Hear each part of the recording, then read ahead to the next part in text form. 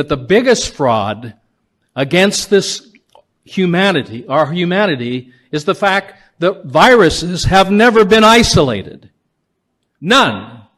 There is no measles virus. And once you understand the basic chemistry and biology of the fraud that they've perpetuated on the human race, and each year, if you ever thought about this, why is there a new virus every year? With a new name?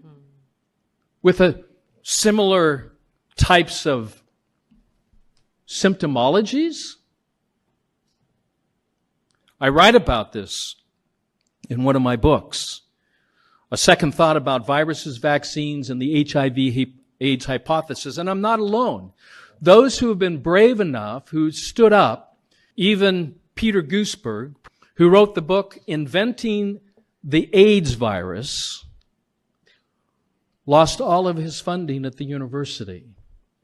When the Nobel Prize winner for discovering the so-called HIV virus gets exiled to Beijing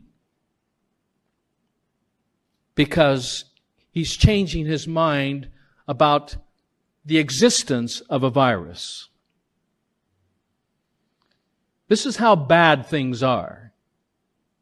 And this is how dangerous of a man I am. And the interesting thing is the things that I talk about are basic biology, things that you learn in Biology 101, such as identifying bacterial phages. Bacterial phages is a very simple thing to identify.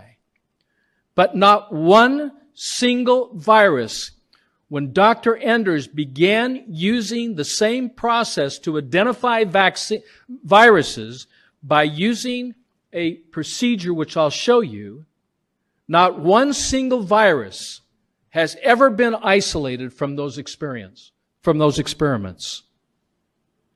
What we're dealing with here are cell fragments.